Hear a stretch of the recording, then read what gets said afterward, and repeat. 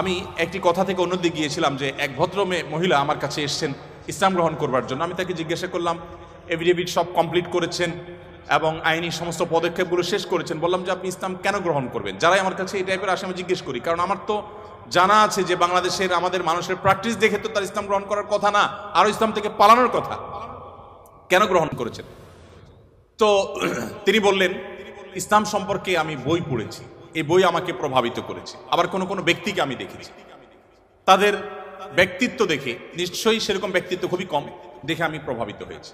গোটা পৃথিবীতে আপনারা বিশেষ করে পশ্চিমা দুনিয়ার খবর রাখবেন নিশ্চয়ই, সেখানে প্রতিদিন ইসলামে আসা মানুষের সংখ্যা বেড়ে চলেছে এবং পুরুষদের চাইতে মেয়েদের মধ্যে ইসলাম গ্রহণের সংখ্যা অনেক বেশি, প্রবণতা অনেক বেশি। কেন? যেখানে নারী অধিকার নিয়ে এত কথা বলা হয়, নারীদের অধিকার দেওয়ার জন্য এত আয়োজন নেওয়া হয়, এত উদ্যোগ নেওয়া হয়, সেই সমাজে কেন, সেই সমাজের নারীরা কেন ইসলামে আসছে এবং সেখানকার মুসলমানরা কেন ইসলামে আসছে, এই বিষয়টা নিয়ে আমি একটু স্টাডি করার চেষ্টা করলাম। আমার কাছে দুটি জিনিস পরিষ্কার হয়েছে। নাম্বার এক, তারা কোরআন পড়ে। যারাই ইসলামের পথে এসেছে তাদের বেশিরভাগ মানুষ কোরআন পড়ে ইসলামে এসেছে। এবং ওমর রাদিয়াল্লাহু তাআলার কথা আপনারা জানেন, গোটা পৃথিবীর ইতিহাসে প্রবাদ তুল্য শাসকদের একজন, ন্যায় বিচার প্রতিষ্ঠার ক্ষেত্রে দৃষ্টান্ত স্থাপন করা মানুষদের একজন, সে ওমর রাদিয়াল্লাহু তাআলা আনহু। তার ইসলাম গ্রহণের ইতিহাসও আপনারা জানেন। তিনি কিন্তু নবী সাল্লাল্লাহু আলাইহি সাল্লামকে হত্যা করার দায়িত্বে নিয়োজিত হয়ে সে দায়িত্ব পালন করার জন্য যাচ্ছিলেন। প্রতিমধ্যে তিনি তার বোন ভগ্নিপতির কণ্ঠের তেলাওয়াত শুনেছেন। এই ঘটনা বিভিন্ন ভাবে বর্ণিত হয়েছে, আপনারা জানেন।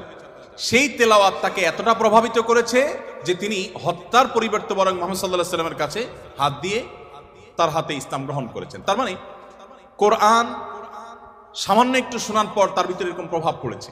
আপনাদেরকে আরেকটা গল্প শোনাতে চাই। তুফাইল ইবনে আমর আদ-দুসি একজন বড় মাপের কবি ছিলেন ইয়েমেনের। শুধু বড় মাপের নয়, আমরা জাতীয় কবি বলে, তখনকার জাতীয় কবির কালচার ভাবে ছিল না, যদি থাকতো হয়তো তিনি ইয়েমেনের জাতীয় কবি থাকতেন তখনকার। তুফাইল ইবনে আমর আদ-দুসি, দুস ওনার গোত্রের নাম। উনি যেহেতু বড় সাহিত্যিক এবং কবি ছিলেন এবং সেই সময়ে কবি সাহিত্যিকদের অনেক কদর ছিল, বড় বড় রাজদরবারগুলোতে কবি সাহিত্যিকদেরই পদচারণা সবচেয়ে বেশি ছিল এবং সবচেয়ে বড় পুরস্কারগুলো তারাই জিততেন। প্রশংসা করে রাজাদেরকে বিভিন্ন কবিতা, বিভিন্ন পংক্তি, বিভিন্ন লেখা এগুলো উপহার দিলেই পুরস্কার পেতেন। তো তুফাইল ইবনে আমর আদ-দুসি যেহেতু সাহিত্যিক ছিলেন, ভিআইপি ছিলেন, তিনি মক্কা উমরা করতে এসেছেন। মুহাম্মদ সাল্লাল্লাহু আলাইহি সাল্লাম তখন গোপনে ইসলাম এর দাওয়াত দিচ্ছেন। মক্কায় আসার পর তার বন্ধু বান্ধব যারা মক্কায় ছিলেন, কবি সাহিত্যিক, তারা বললেন, দেখো আমাদের এখানে তো একটা লোক, তার কথা শুনলেই মানুষ তার জাদুতে আক্রান্ত হয়ে যায়, বাপদার ধর্ম ছেড়ে দেয়। তো তোমার ব্যাপারে আমরা আশঙ্কা করছি যে তুমি এরকম অবস্থার মধ্যে পড়তে পারো। তাহলে একটা বুদ্ধি হলো, তুমি কানের মধ্যে তুলো দিয়ে রাখো, দোনো কানের ফুটো এমন ভাবে বন্ধ করে দাও যে তুমি ওমরা যখন করবা, তওয়াফ করবা, সাই করবা, এই টাইমে যাতে ওই ভদ্রলোকের কোনো কথা তোমার কানে না আসে, অ্যাটলিস্ট এই সময়টা তুমি এভাবে একটু পার করো। তিনি তাদের পরামর্শ অনুযায়ী দোনো কান বন্ধ করে ফেললেন এবং তিনি ওইভাবে কিন্তু ওমরার কাজ শেষ করলেন।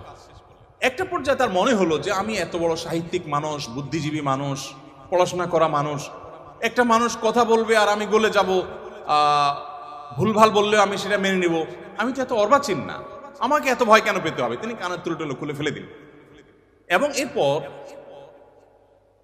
তিনি হারামের কোন এক জায়গা থেকে কোরআনের কিছু আয়াতের অংশ বিশেষ তার কানে আসলো। আসার পর তিনি সাহিত্যিক মানুষ, বুঝলেন যে এটা তো এই মানের ভাষা, এই মানের সাহিত্য, এটা তো কোনো মানুষের রচনা হতে পারে না, বা এই ধরনের রচনা তো আমি আগে পড়ি নাই, এটা তো একটু ব্যতিক্রম মনে হচ্ছে। তিনি তখন মুহাম্মদ সাল্লাল্লাহু আলাইহি সাল্লামকে অনুসরণ করতে শুরু করলেন। পেয়ে গেলেন আলী রাদিয়াল্লাহু তাআলাকে, সম্ভবত আলীরই তেলাওয়াত শুনেছেন। তখন আলী রাদিয়াল্লাহু তাআলাকে বললেন, দেখো আমাকে তার কাছে নিয়ে যাও, মুশকিল হলো আমার বন্ধু বান্ধবরা দেখলে তো আমার জাত যাবে, বা তারা আমাকে এমন আছে টর্চারও করতে পারে, তাহলে এক কাজ করো, নিয়ে চলো। আলী সামনে সামনে যাচ্ছেন, উনি পিছিয়ে পিছিয়ে যাচ্ছেন। যে পরে তিনি ইসলাম গ্রহণ করলেন এবং তিনি অনেক টর্চারের মুখোমুখি হলেন। তার মাধ্যমে ইয়েমেন ইসলাম ঢুকে, প্রথম ব্যক্তি ইয়েমেন থেকে ইসলাম গ্রহণ করা। আমি আপনাকে 50টা ঘটনা শোনাতে পারবো যে মানুষগুলো ইসলাম গ্রহণ করেছেন শুধুমাত্র কোরআন স্টাডি করে, কোরআন পড়ে। আমি আপনাদেরকে আজকে আহ্বান করে যেতে চাই, বাই চান্স মুসলমান আমরা যারা আছি, আমরা একটু ইসলামটাকে বোঝার চেষ্টা করি, আমরা ইসলামটা একটু জানার চেষ্টা করি। আমরা অনেকে মনে করি কোরআন হাদিস এগুলো হুজুরদের সাবজেক্ট, এগুলো শুধু ওনারা পড়বেন, আমরা শুধুমাত্র হুজুরদের মুখের দিকে তাকিয়ে থাকবো আর শুনবো। আপনি সেই ধর্মের অনুসারী, যে ধর্মের প্রথম নির্দেশ কিন্তু নামাজ পড়া নয়, যে ধর্মের প্রথম নির্দেশ কিন্তু রোজা রাখা নয়, যে ধর্মের প্রথম নির্দেশ হলো ইকরা, তুমি পড়ো। আপনি সেই ধর্মের মানুষ যেই ধর্মে আপনাকে জ্ঞান ভিত্তিক দিন আপনাকে গ্রহণ করতে বলা হয়েছে। আল্লাহ সুবহানাহু ওয়া তাআলা কোরআনে বলেছেন ফাআলাম আন্নাহু লা ইলাহা ইল্লাহ। ইমাম বুখারী রাহমাতুল্লাহ আলাইহি কোরআনের পর সবচেয়ে বড় বিশুদ্ধতম আপনার ব্যাখ্যা গ্রন্থ, সেখানে আল্লাহ রাব্বুল আলামিন যে কোরআনে আয়াতে বলেছেন এর আলোকে ইমাম বুখারী রাহমাতুল্লাহ একটা অধ্যায় রচনা করেছেন। আপনারা জেনারেল ব্যাকগ্রাউন্ডের মানুষ, আপনাদেরকে আমি কিছু এমন তথ্য দিতে চাই যেগুলো হয়তো আপনাদের জানা নেই, এবং সেটা এই জন্য দিতে চাই যে মুসলমানদের জ্ঞান বিজ্ঞানের চর্চা কোন লেভেলে ছিল, বিজ্ঞান তো বটে, সাধারণ জ্ঞানের চর্চাও কোন লেভেলে ছিল।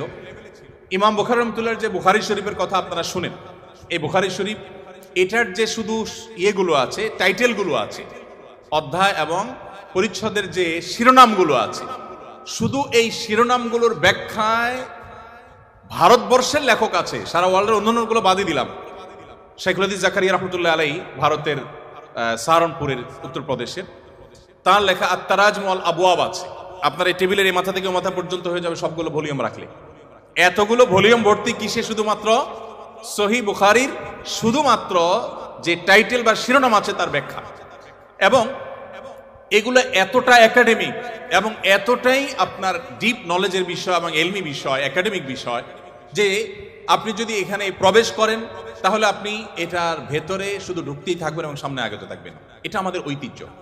যাই হোক, তো ইমাম বুখারী রাহমাতুল্লাহ আলাইহির একটা অধ্যায়ের শিরোনাম ছিল এরকম যে তিনি লিখেছেন বাবুল কাউলি বিল ইলমি, বাবুল ইলমি ক্বাবলাল কাউলি ওয়াল আমালি বি। অর্থাৎ সে অধ্যায় এখানে রচনা করা হচ্ছে যে অধ্যায়ে প্রমাণ করা হবে ইসলাম কোনো কথা বলবার আগে, কোনো কাজ করবার আগে মানুষকে সেটা জানার নির্দেশ করে। অর্থাৎ আগে জ্ঞান অর্জন করো, তারপরে তুমি করো। ইভেন আল্লাহ সুবহানাহু ওয়া তাআলা কোরআনে বলছেন ফাআলাম আন্নাহু লা ইলাহা ইল্লাহ, আল্লাহ ছাড়া সত্যিকার ইবাদতের উপযুক্ত আর কেউ নেই, এই কথার জ্ঞান তুমি অর্জন করো। দেখুন, আল্লাহ সুবহানাহু ওয়া তাআলা কিন্তু বিশ্বাসের কথাটাই বলছেন, কিন্তু জ্ঞান দিয়ে বলছেন। তার মানে তুমি জানো কেন আল্লাহ ছাড়া সত্যিকার ইবাদতের উপযুক্ত থাকতে পারে না, কেন একাধিক স্রষ্টা থাকতে পারে না, কেন তুমি সেই জিনিসটা জানার চেষ্টা করো। কেন বলতে আমি এখানে আল্লাহ সুবহানাহু ওয়া তাআলা দর্শন জানতে নির্দেশ করেছেন তা নয়, আল্লাহ বলেছেন যে এই বিষয়ের স্বচ্ছ ধারণা এবং ইলম যেন আমাদের মধ্যে আসে। কিন্তু দুঃখজনক, আমরা কোরআন পড়ি না, আর পড়লেও বুঝে পড়ি না। পৃথিবীতে সবচেয়ে বেশি পাঠ করা হয় যে গ্রন্থ সেটা কোরআন। কোরআনের চাইতে বেশি পাঠ করা হয় সর্বযুগে সর্বকালে এরকম আরেকটি গ্রন্থ পৃথিবীতে নেই যে এত বেশি পরিমাণে পাঠ করা হয়। আর দুঃখজনক সত্য এটাও যে পৃথিবীতে না বুঝে পাঠ করার ক্ষেত্রে কোরআনের চাইতে আর বিকল্প বা আরেকটা গ্রন্থ আপনি খুঁজে পাবেন না। কোরআনই একমাত্র গ্রন্থ যে আমরা মুসলমানরা সেটাকে না বুঝেই শুধুমাত্র পড়ি। হ্যাঁ, কোরআন না বুঝে পড়লেও আপনি সওয়াব পাবেন, এটা একটা কাজ হবে। না বুঝে পড়লে কি লাভ হবে আমরা অনেকে বলি। আজকাল আপনারা জানেন অনেক টেকনোলজি আবিষ্কার হয়েছে, আপনারা টেকনোলজির লোক, যে একটা সিম্পল জিনিস আমাদের সবার হাতে হাতে আছে, স্মার্টফোন। আমরা যদি বলি হাই শ্রী কল অমুক, সাথে সাথে কিন্তু আপনার কোনো টিপাটিপি ছাড়াই সেই অমুককে কল করবে, মোবাইল করবে না ডিভাইস। এখন তো আপনার আপনি কোনো রুমে বসে বলছেন যে গরম লাগছে, এসিটা অন হয়ে যাবে। আপনি জাস্ট বললেন, নির্দিষ্ট শব্দ উচ্চারণ করলেন যে আপনার কাছে গরম লাগছে, এসিটা অন হয়ে যাবে। আপনি বললেন যে না এখন শীত লাগছে, তো এসিটা কমে যাবে, বন্ধ হয়ে যাবে। টেকনোলজি এই পর্যন্ত চলে গেছে যা আপনি বলছেন সেটা সে ক্যাচ করছে এবং সেই অনুযায়ী কাজ করছে। তো এই যদি টেকনোলজির কারামতি হয় তাহলে কোরআন আপনি পাঠ করছেন, এমনকি এমনও হতে পারে কোনো মানুষ কিছু নির্দিষ্ট ওয়ার্ড উচ্চারণ করছে, সেটা মিনিং বুঝে না, কিন্তু ওই ডিভাইস তার মিনিং বা ওই যন্ত্র তার মিনিংটা বুঝে এবং সেটা সে ক্যাচ করে কাজও করে ফেলেছে। সে কিন্তু যা বলেছে নিজেও বুঝে নেই, তারপরও কাজ করেছে। কোরআন তেলাওয়াত করে ফু দিলে অনেক অসুখ, অনেক দুঃখ, অনেক কষ্ট, মানুষের শারীরিক অনেক কষ্ট লাঘব হয়। কিভাবে হয়? আপনি যদি এটা নিয়ে বৈজ্ঞানিক গবেষণা নামেন তো আপনি কোনো সূত্র হয়তো খুঁজে পাবেন না, কিন্তু আপনাকে আমি যে পয়েন্টটা বললাম এই পয়েন্ট থেকে যদি আপনি আগান আপনি দেখবেন যে এরকম বহু লজিক আপনার সামনে হাজির হয়ে গেছে। যাই হোক, তো আমি যেটা বলছিলাম যে কোরআন আপনি না বুঝে পড়লে সওয়াব পাবেন, কিন্তু এই জন্য কোরআন আসেনি। আল্লাহ সুবহানাহু ওয়া তাআলা কোরআনে বিভিন্ন জায়গায় বলেছেন লিয়াদাব্বারু আয়াতি, এই কোরআন দেয়া হয়েছে তোমাদেরকে যাতে এর আয়াতগুলো নিয়ে তোমরা গবেষণা করো, তোমরা যাতে ভাবো, তোমরা যাতে চিন্তা করো, তোমরা যাতে ভাবনার জগতে প্রবেশ করো। তো এই কোরআন ভাবনা বা গবেষণা তো অনেক পরের কথা, এর কথামালা তো আমাকে আগে বুঝতে হবে। আমি আজকে অনুষ্ঠানের মাধ্যমে আপনাদের সবাইকে উদাত্ত আহ্বান রাখতে চাই, আসুন কোরআন শুরু থেকে শেষ পর্যন্ত একবার অন্তত পুরো কোরআনটা আপনি ধীরে ধীরে অল্প অল্প করে 5টি আয়াত করে 10টি আয়াত করে আপনি পড়ুন এবং বোঝার চেষ্টা করুন। কোন একজন সাহাবী বলেছেন শুধু সূরা বাকারা পড়তে তার কয়েক বছর লেগেছে। আমরা তো 2-3 দিনে কোরআন খতম দিয়ে ফেলতে পারি, তাই না? তার শুধু সূরা বাকারা পড়তে টানা কয়েক বছর সময় লেগেছে। কি করেছেন তিনি? প্রতিটা আয়াত পড়েছেন, এ সম্পর্কে জেনেছেন, ভেবেছেন, এখান থেকে তার নেয়ার কি আছে সেটা নিয়েছেন, নিজের মধ্যে ইমপ্লিমেন্ট করেছেন, দেন তিনি সামনে অগ্রসর হয়েছেন। এভাবে এগোতে গিয়ে তার একটা সূরা শেষ করতে কয়েক বছর সময় লেগে গেছে। কোথায় আমাদের কোরআন অধ্যয়ন? আমি আপনাদেরকে বলেছি, এখনো পৃথিবীতে যারা ইসলামে আসছে, পশ্চিমা পৃথিবী বলুন, আমাদের এই অঞ্চলে বলুন, তাদের নিয়ে আমার যে সামান্য পড়াশোনা বা ঘাটাঘাটি আছে, সেটার আলোকে আমি নিশ্চিত হয়েছি অনেকখানি যে তারা বেশিরভাগ মানুষ আমাদেরকে দেখে তো আসার প্রশ্নই ওঠে না, কারণ মুসলমানদের মধ্যে এমন কিছু নেই যেটা দেখে সে ইসলামে আসবে, ম্যাক্সিমাম মুসলমানদের অবস্থা। কিন্তু তারা ইসলামে এসেছে কোরআন পড়ার পর। ফ্রান্সের একজন পলিটিশিয়ান, তিনি কট্টর ইসলাম এবং মুসলমানদের সমালোচক ছিলেন এবং বিদ্বেষ পোষণ করতেন রীতিমতো। আমি একসময় আমার ফেসবুক প্রোফাইলে তাকে নিয়ে অনেক লেখালেখিও করেছি।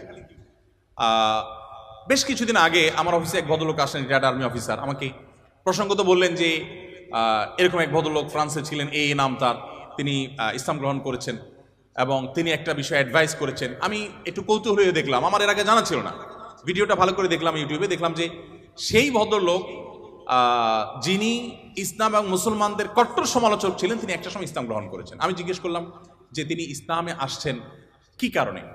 তো তার বক্তব্যই শুনলাম, তিনি বলছেন যে আমি ইসলাম এবং মুসলমানদের ত্রুটি ধরার জন্য আমি কোরআন পড়া শুরু করলাম। কোরআন পড়তে পড়তে পড়তে আমি যতই এর ভেতরে প্রবেশ করলাম ততই আমি কোরআনের কাছে সারেন্ডার করতে বাধ্য হলাম, আমি কোরআনের কাছে নিজেকে সমর্পণ করতে বাধ্য হলাম।